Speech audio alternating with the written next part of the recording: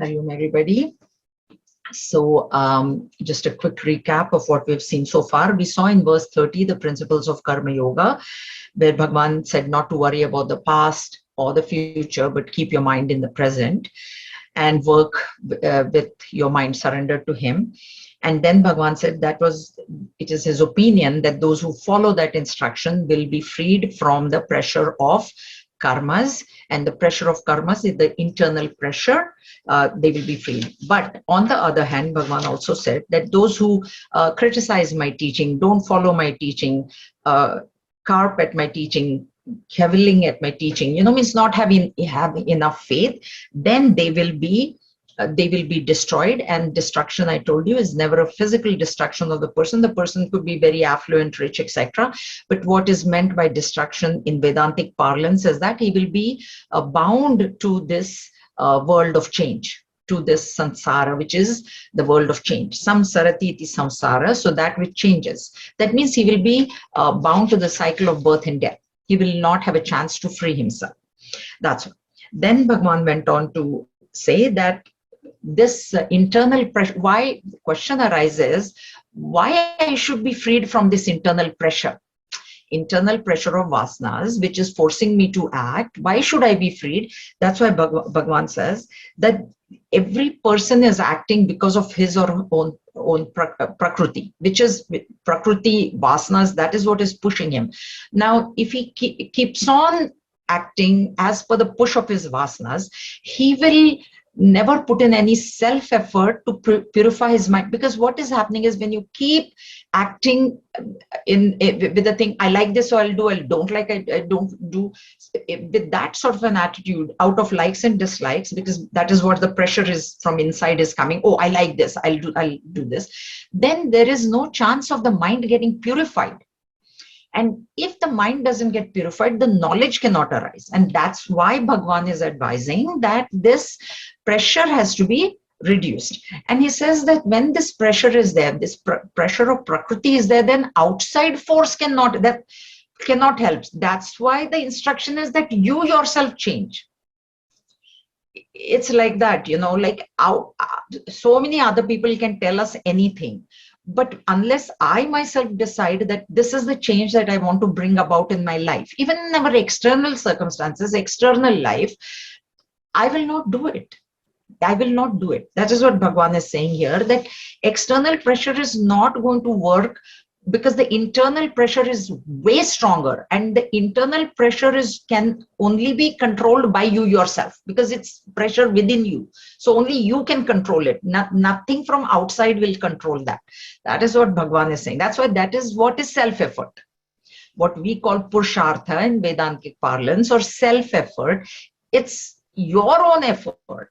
It's like, if you're sick, you only have to take the medicine, no?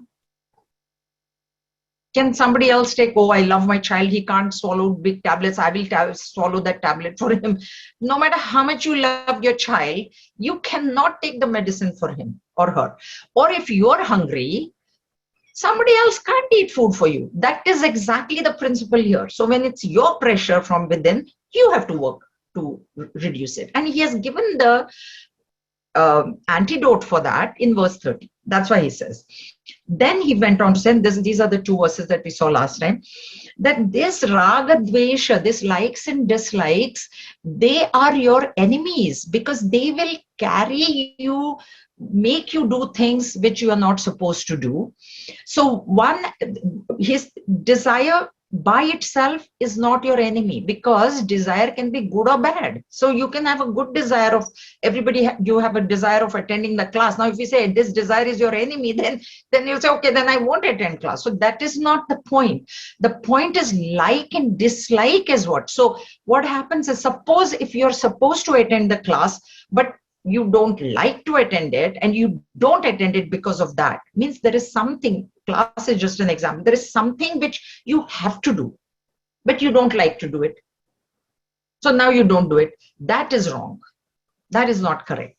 That's when the like and dislike becomes your enemy, because it makes you do things which you should not be doing, or it makes you not do things which you must be doing, you should be doing.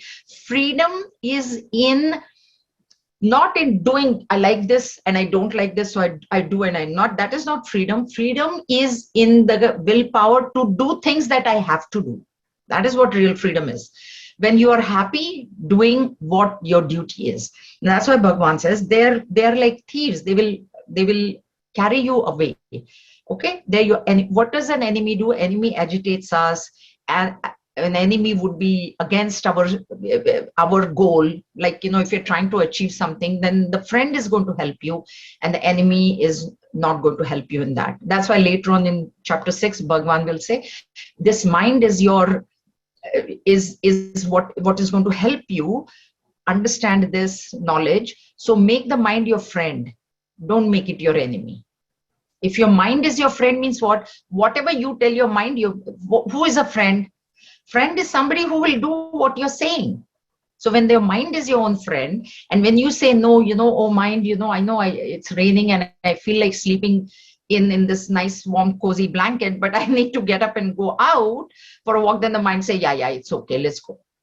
Because he's your friend. If you say enemy, is going to say, forget it. Why? Let's just sleep in. So that's why that friend and enemy always has been used here. Okay. So these likes and dislikes are the enemies, not the desire itself. And then Bhagavan went on to explain that it is better to die doing your own duty than take up somebody else's duty. Specifically instruction for Arjun, because he wanted to go beg. His own dharma of fighting the war, he wanted to leave.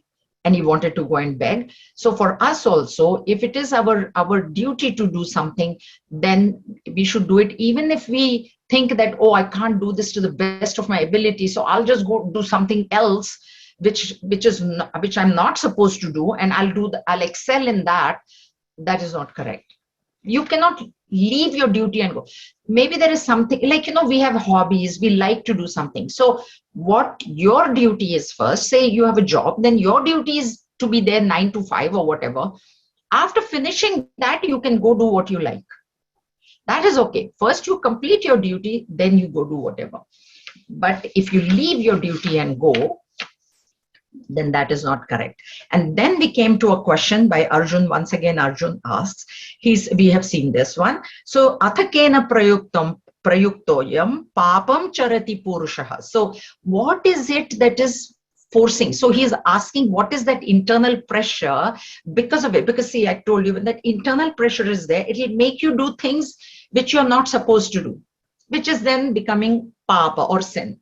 Okay, so he's saying, what is it? Where is that? This question, like I told you, has been answered in, not answered, but Bhagavan had explained that in the ladder of fall in verse 62 and 63 of chapter 2, saying Dhyato Vishayan Punsa, where a person meditates on an object, then attachment develops, then desire develops, then anger, and then loss of memory, delusion. That he had explained. But like Gurudev says, maybe Arjun, he's a military man, so he wants again specific instructions.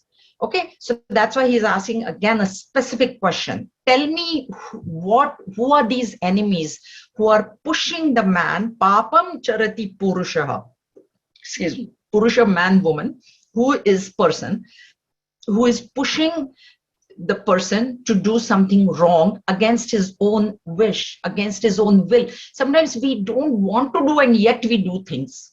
We say things that then we say, oh geez, why did I say it? So this is what he's asking. Anichannapi Varshneya. Varshneya, Bhagavan Krishna's name, belonging to the Vrishni Kula family, so Varshneya. Anichanapi, if no ichha, this person does not have the desire to do it, yet this person is doing it. Bala diva niyoja, Bala diva, so strong. Bala, this force is so strong. What is that force? This is what Arjun has now asked. And this is, now this Bhagwan is answering. Kama esha krodha esha rajo guna samudbhava mahashano mahapapma viddena miha vairinam. It is desire, it is anger, born of the activity all devouring, all sinful. Know this as the foe here in this world. He asked, who is the enemy? So the answer is given. It is desire, it is anger. Bhagwan is not saying it is desire and anger. There's no cha there. And so if Bhagwan would have said it is desire and anger, that would mean that there are two enemies. There is one called desire and one called anger. But Bhagwan is not saying that, which indicates to us that desire and anger are one and the same thing. They are two sides of the same coin.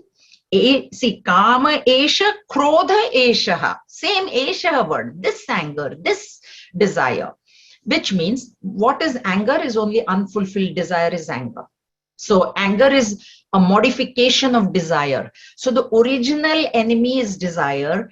If anger is a byproduct or a side effect of desire, then if you take care of desire, anger will automatically be taken care of. We have seen this before, but when the desire is not fulfilled, a person tends to get angry, and he gets angry at the obstacle. What came in his way, he will get. Suppose if there are two people who are writing an exam for a promotion or interviewing for a promotion, and one person gets it and one doesn't because there's only one post, then the person who didn't get it will get angry at the other person. He will not get angry at the post. He will not get angry at the thing, but he will get angry. Why did this guy do better than me? So this is how, because he thinks that that other person is the obstacle in his promotion. Actually, what might be an obstacle is that you might not be as prepared as the other guy was. Maybe he worked harder than you.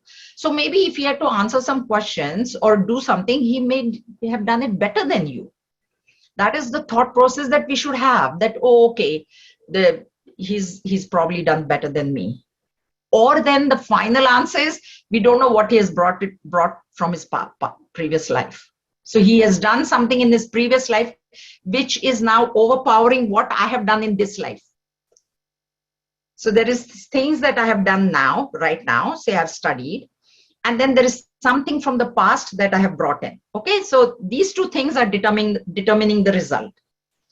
Same thing is happening for the other person. So if the other person gets it, and if I think that, oh, this guy was slacking off, I was working so hard, then maybe he has worked much more harder than you in his previous book. That's why he got the result. This is how a spiritual seeker should think and not get angry. But that doesn't prevent you from again applying for another position or job or whatever, and then you prepare and you might succeed the next time.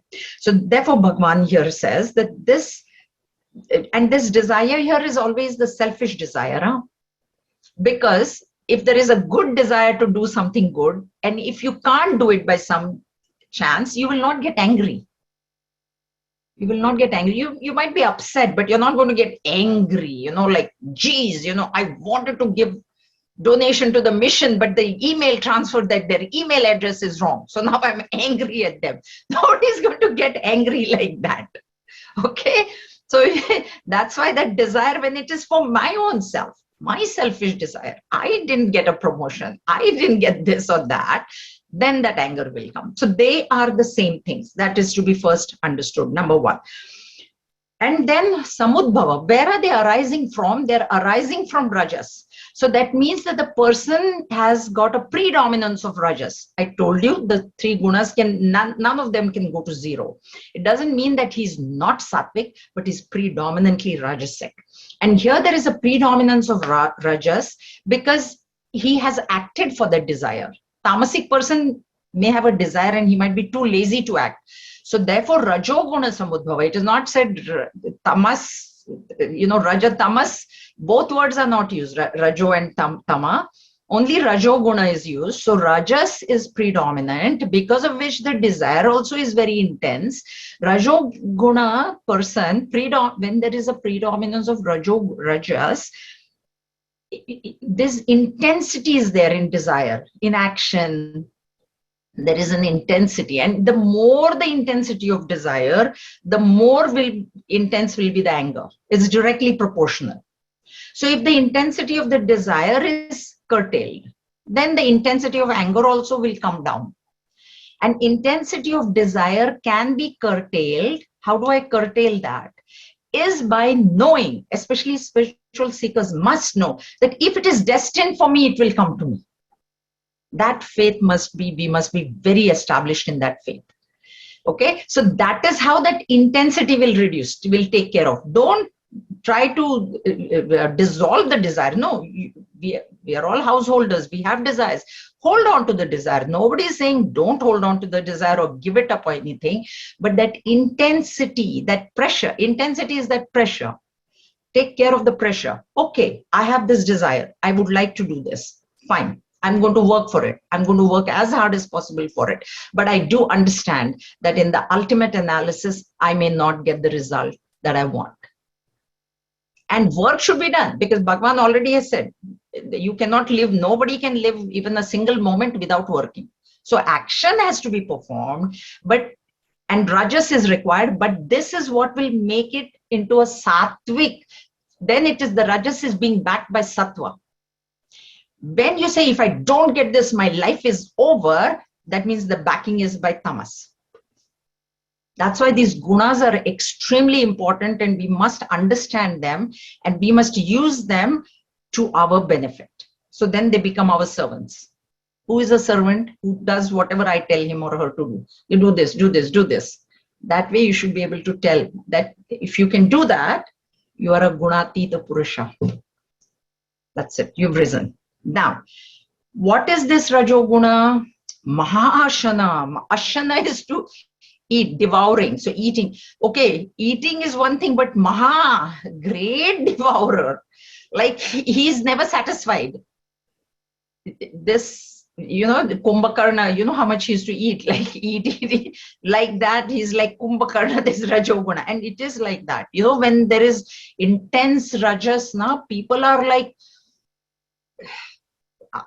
when you come across such people, you'll know everything is very, I don't, every time there is like complain. So it's very, very mahashano, mahapapma, maha is used. Great is a great devourer. It is a great sinner. It's a great sin.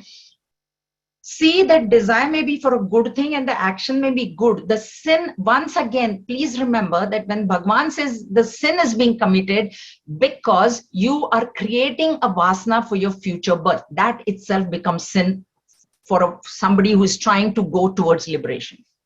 Because going towards liberation is to reduce vasanas, exhaust them as much as possible. Now, with the rajoguna in play, such intense rajoguna in play, the vasanas are not getting exhausted. You're creating more vasanas. That is a sin.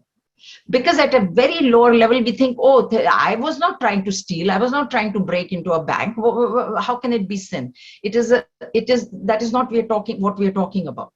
It becomes a sin when you create a vasana for yourself. It is a sin. Okay, please understand, that's very important. Mahapa. Viddenamiha vairinam. That's why there is your enemy. Why is it your enemy? Rajoguna is required for action. Please, once again, I'm repeating this. Don't misunderstand. Even the most, realize, we have seen Gurudev, how much action they do. We see all the Swamijis, how much work they're putting in. Tejomayananji, Swarupananji, all the Swamijis, now Ishwananji also, my God, for that Krishnalaya camp, how much the PowerPoint presentation he did in Zoom session. So work, Rajoguna by itself is not bad. But when it is putting in so much pressure for selfish reasons, then it becomes your enemy. So when there is, and okay, let there be a selfish reason. Okay, let there be, because we are at a stage where we will want good. I will want a promotion if I'm working. I will want my children to be getting good grades in school. Those are selfish desires. But then control the intensity. When you do that, then slowly, sattva will start increasing. So this is what it is. In this world, this is your foe.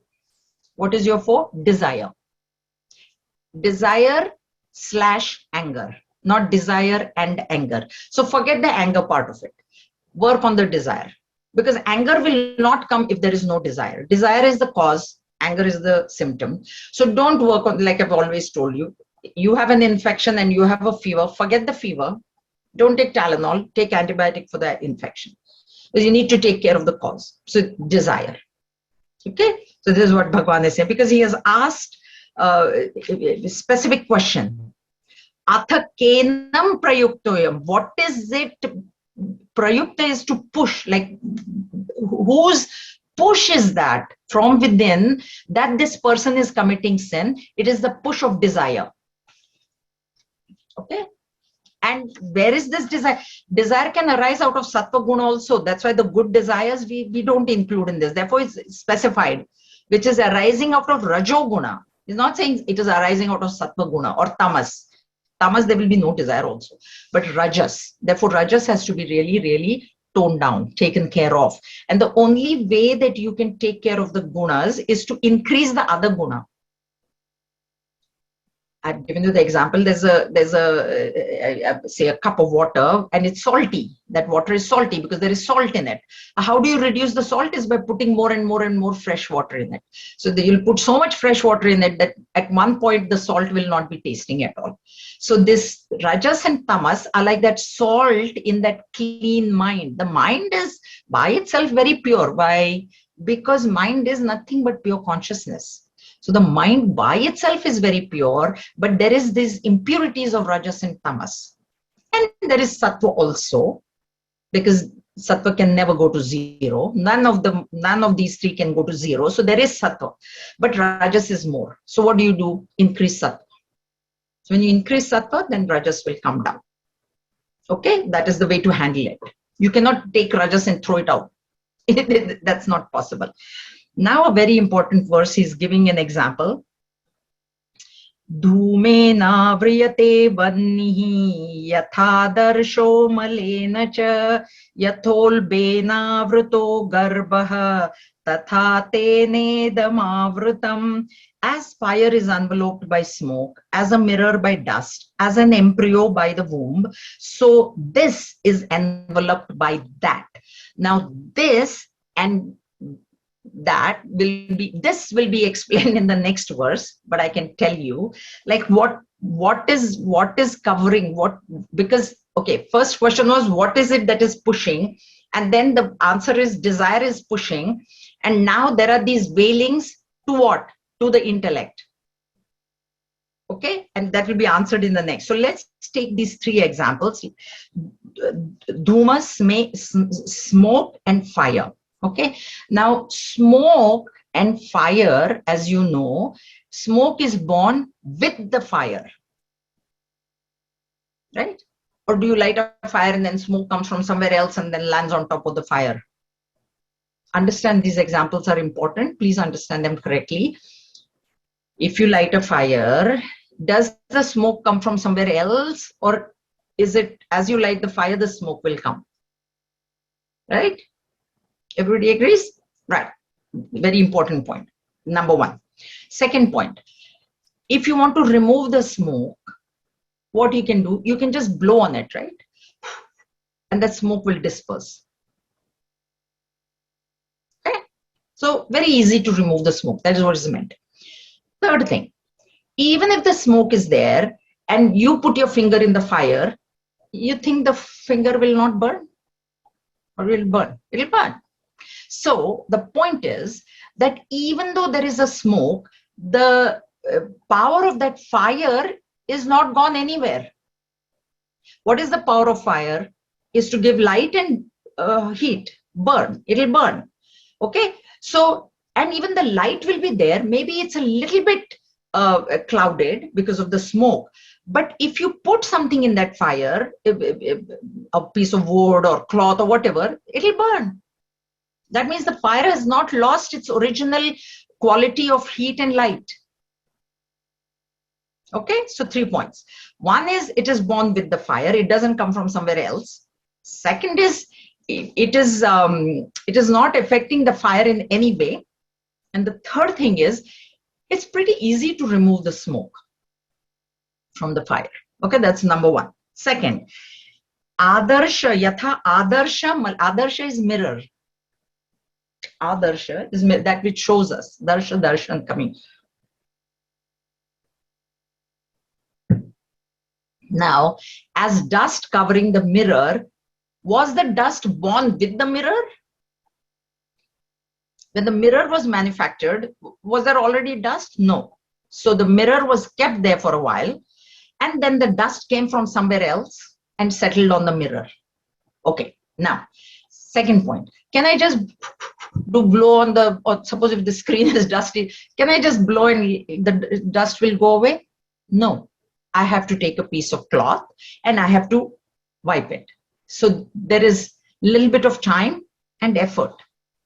It's not as easy as to blow away the smoke. You cannot blow away the dust. You would have to put some effort into cleaning the dust out. Okay. Third thing, if the mirror is covered by dust, will you be able to see your reflection clearly in the mirror? The job of the mirror is to reflect whatever is in front of it very clearly. It should be very clear. The reflection should be very clear. But when it is covered by dust, then will it reflect? So the capacity, the power of the mirror is hindered because of the dust, which has appeared on the mirror after the mirror was born, after the mirror was manufactured, and which cannot be very easily removed. It's going to take time. It's going to take effort. Okay. Third thing. Ulbena is placenta actually. Womb is translated as womb, but ulbena is placenta. So as we all know that in the womb, there is a placenta which is protecting the fetus. It is necessary. Placenta is necessary, right? So now imagine that fetus is in pitch darkness, right? Okay. Second thing, the placenta is there already to protect the fetus. If medically, is that correct? Ah, very good. Excellent. So in the case of smoke, the smoke came with the fire. The dust came after the mirror was manufactured, and the placenta came even before the fetus came into existence. So it's already present, the placenta. Now inside that is the fetus. Now, can I just blow and the fetus will come out? Or can I take a piece of cloth and wipe and the fetus will come out? No, the fetus will come out only when it is ready. It takes time and effort and pain. Women will know. Men might not appreciate this. There's a whole lot of pain when the fetus is born.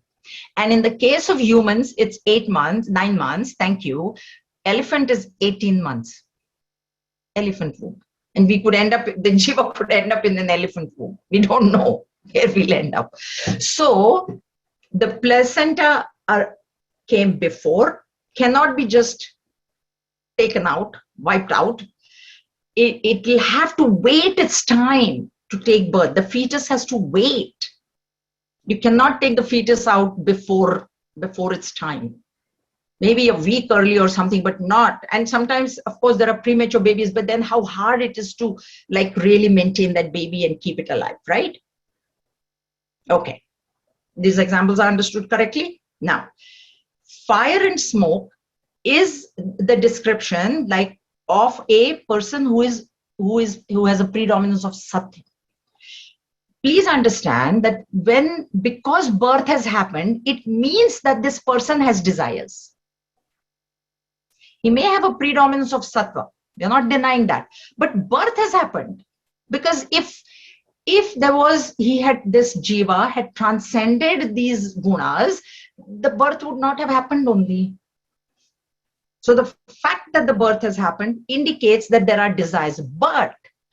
And these desires are covering his intellect, but they are like the smoke on the fire. So along with the birth of that jiva, these desires have come. There is a predominance of sattva, because of which the intellect is still intact, like the fire is still burning. The fire maintains its power of burning heat and light. That way the intellect is maintaining, and we see that in the case of Arjun, because his desire, the desire was there to give up the war. See, Papa, that is what was happening to him. Because of Rajoguna, he said, I don't like killing my grandfather, so I want to give up the war, right? But because he has a predominance of sattva, immediately his intellect realized that something is wrong in my thinking, and he surrendered. So these desires, even though they are there in this person, because of the predominance of sattva, these desires will, like very less effort, these desires will go away. Okay? Because we saw smoke is born with the fire, very easy to remove and does not affect the fire. That way, these desires, which are born with the fetus, with the jiva, doesn't block his intellect. And with very little effort, these desires can be exhausted, can be dissolved. Now, dust and mirror. So the person of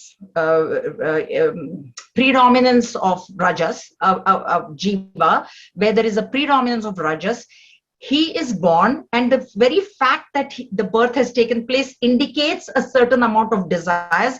And now, like the dust, because of Rajoguna, now he is collecting more desires from the outside world. Because the dust is coming after the mirror is manufactured. The dust was not there when the mirror was manufactured in the factory. Or we can say it was born. When the mirror was born, there was no dust. It came out that way. This fetus, this jiva, where Rajoguna is predominant, birth happened because of already there is an accumulation of desires. Now he has even collected more desires. And because of there is past desires and these other desires that he has now accumulated in this world, it takes a little bit of more time and effort to wipe that dust, to remove these desires. That's why mirror and dust. Now go to the third one. Already there were desires and complete darkness. The fetus is in complete Is there any light in the womb? I don't think so. There are doctors there. Okay, thank you. So medically also, scripture says that, but medically also you know that there is no light in the womb. So now this tamasic person, so that covering is so much, so dark on his intellect, that it is already like with his, even before his birth, he is such a tamasic person, is born. Now he's got a whole bunch of these desires, selfish desires, and ignorance is there. So there is not even like a thought that, you know, I should try to remove these desires. I should try to improve myself. There's a predominance of tamas. And for such desires to remove, it takes time, effort, and pain. And this is the condition with the addictions. How much effort and pain do they have to go through? Think about it, especially drug addiction. There's one is smoke addiction, then there is alcohol, which is more, and drug, maximum effort, maximum time, maximum pain. That's coming from tamas. The smoking, any kind of addiction, eating addiction. People are addicted to eating. They eat, that's why they're obese. Why is there obesity? Because they're addicted, right? So those fall under this category of this ulbena and garbha, placenta and womb, fetus. So and some people, like humans, I told you, 9 months, elephant 18 months. I don't know other animals if there's any more. These two I know. So depending on the degree of tamas, it'll take that much more time, that much more effort, and that much more pain to remove those desires. This is why Bhagavan is saying, this is why we are told, reduce your rajas. Tamas though is not even, like for a spiritual seeker, being tamas is not an option at all. We are all rajas. Okay. Now try to reduce that by increasing sattva. That is what this verse means. That's why these three examples are very, very important. Okay, clear? Okay. Avritam jnanametena jnanino nityavairina kamarupena kaunteya dushpurena nalena cha. Enveloped, O son of Kunti, is wisdom by this constant enemy of the wise in the form of desire, which is difficult to be appeased as the fire. So, in the previous verse, Bhagwan had said, so this is enveloped by that. Okay, so that this is now being explained. Avritam, what is this that is enveloped? O son of Kunti, is wisdom, which means intellect. There is your wisdom, intellect. So your intellect, everybody's, our intellect, is enveloped by these three types of coverings. One is like the smoke, one is like the mirror, one is like the placenta.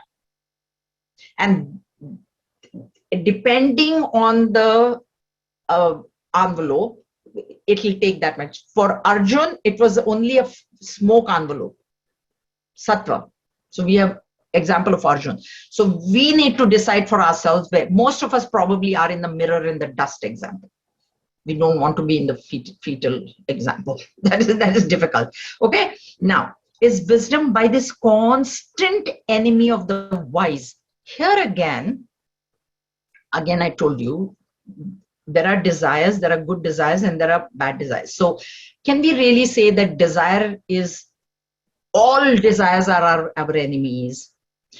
What is happening? See, there are again these three types of people that we have talked about. One is the karmi. Karmi is who has these desires. He has his only job in life is to fulfill those desires, and his only thought is, only this way I will be happy. That is his thought process, that only when this desire is fulfilled, I'll be happy. Then we have the next level of karma yogi, or a spiritual seeker, who has desires also, who is also working hard, but he is not, now he's getting the idea, because now he's attending classes, so he should be getting the idea that, oh yeah, I have a desire, and yes, I will be happy if this is fulfilled, but I'm not going to say that my life will end if this desire is not fulfilled. And what I want actually is the purification of my own mind. Okay. And then there is the wise, means the realized master, the jnani, who also has desire. Like Gurudev had the desire to spread the knowledge. That also is a desire. Remember that. It's not, if any action is coming out of anybody, please remember there is some desire behind that.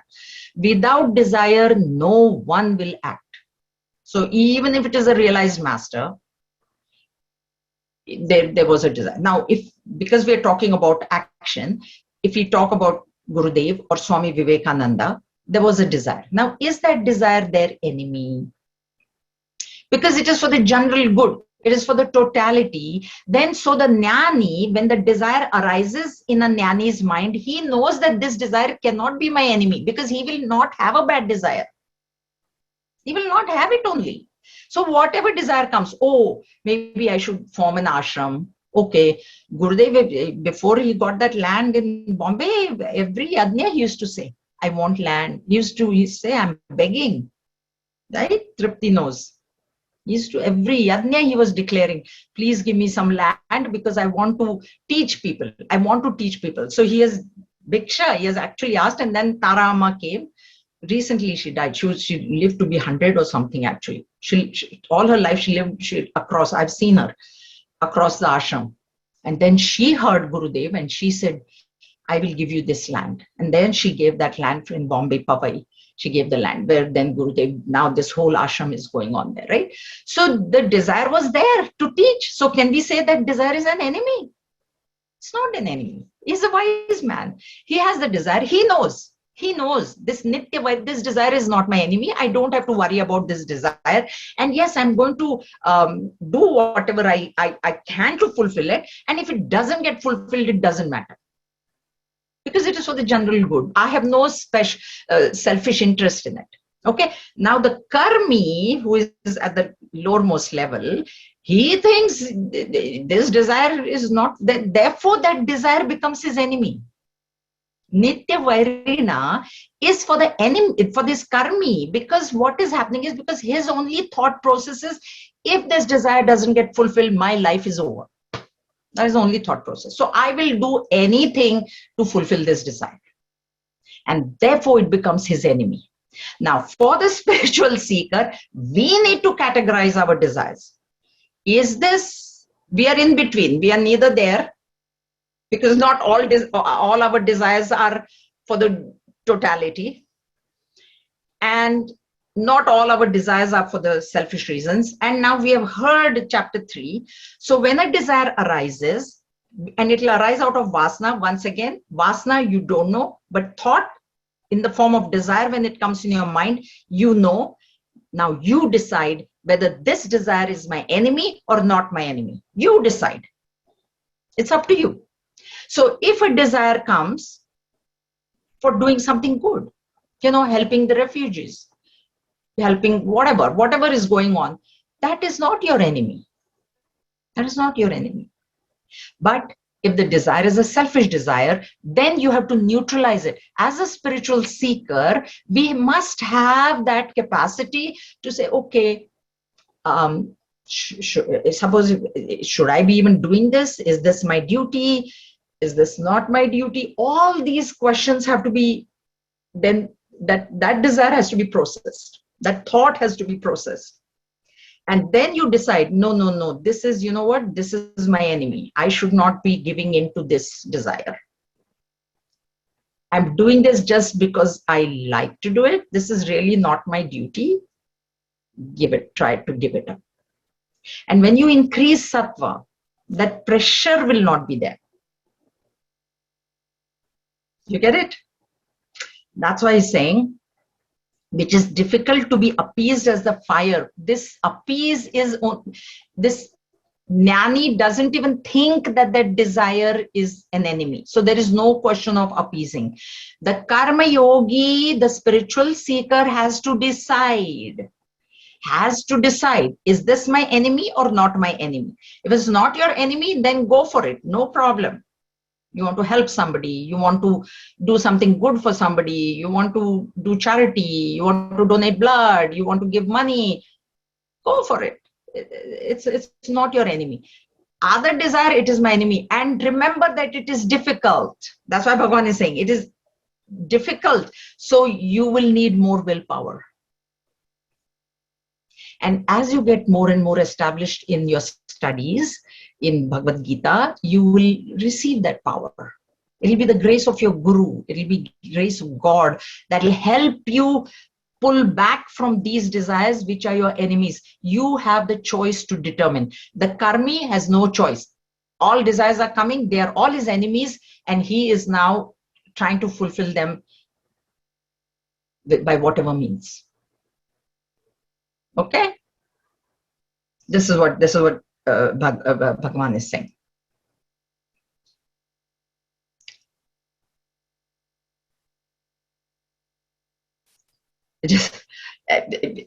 Actually, I have a note here which says, the ignorant, even though it is really his enemy, he thinks it is a friend.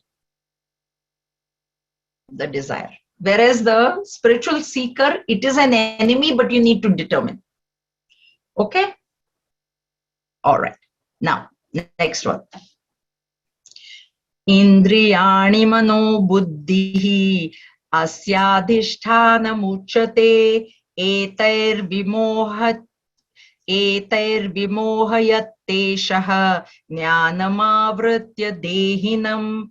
The senses, the mind, and the intellect are said to be its seat. Through these, it deludes the embodied by veiling his wisdom. So now I think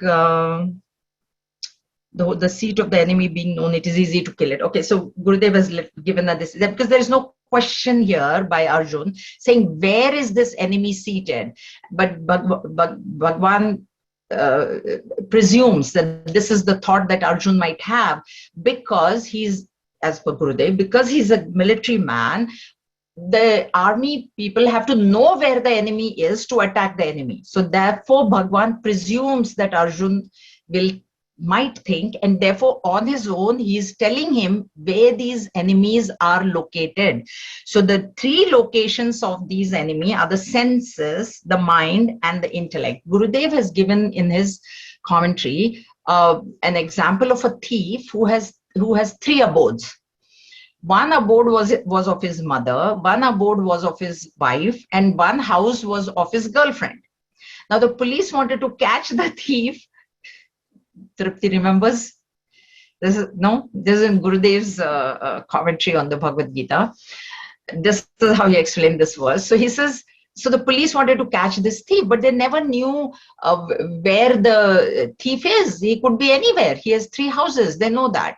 So what they did was they kept a complete watch on the two houses out of the three. And so then when he was there at the third house, then they came and they caught him there. At one place, then they caught, because if you don't know where he is, therefore Bhagwan is saying, these are the three places where you have to watch. Where will you keep watch for this enemy?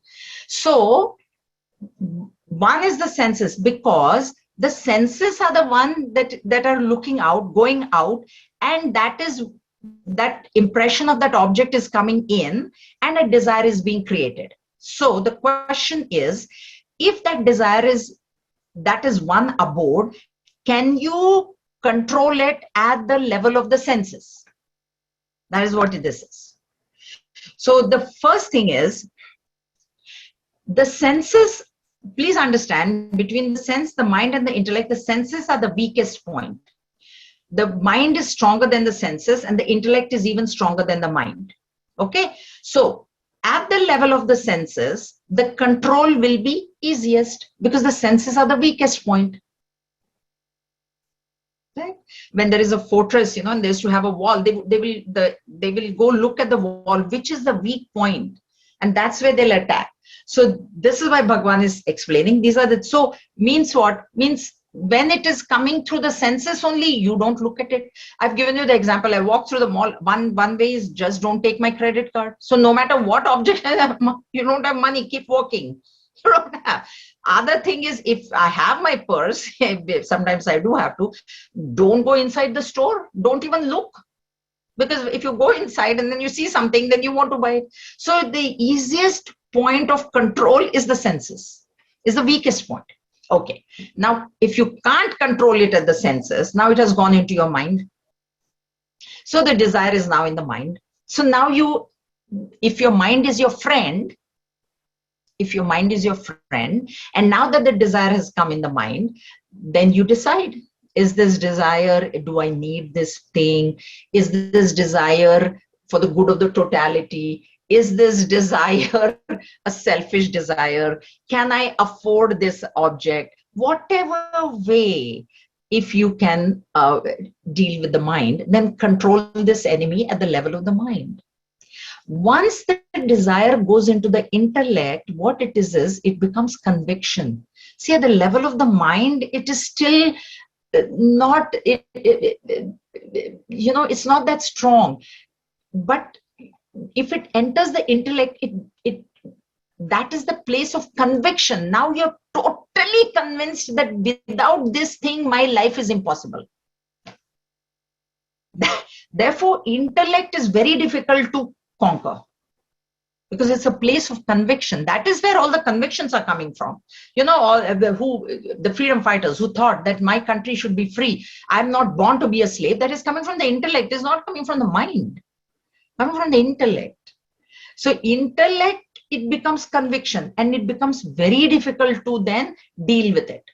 So the point is, idea is, don't let it become a conviction. Don't let it, as a spiritual seeker, we must now, by now, at least as by age, I know There's nothing that I cannot live with. I'm not going to die. I have myself told you. At 18, I thought my life was over without a movie.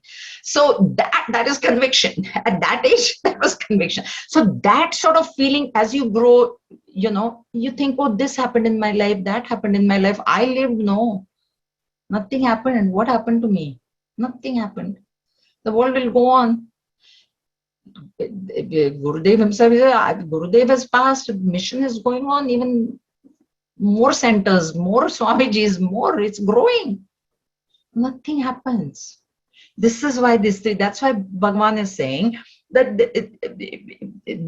by deludes the dehinam, the jiva who is living in the body, embodied means person, living person, because he's used the word dehinam. So in the body, the jiva is living in the body. This jiva now is getting deluded at 3 places. So the weakest point is the senses. If you can control them at the level of the sense, you are home free. That's the best place. Either you don't look at it, either you don't see it, don't go inside the store, whichever way you can. Then it goes into the mind, then it goes into this thing. The thief is like, oh, they looked at his girlfriend's house and he was not there. Then they looked at the wife's house, then he was not in there. So they thought, yes, then he has to be in his mother's house. And they went and raided the mother's house and then they caught the thief. So this is what this three things are. Eter vimoha, that's what vimoha, visheshena moha. This is how it deludes. The delusion is that my life will be over without this thing. Object, person, or situation. Huh? When I say think, it's all 3. Because sometimes you think, oh God, it's snowing. Now what will I do my life? No, it's snowing. Okay, so it will finish tomorrow. You should think by tomorrow it will die down, that sort of thing. Hello, Jaya.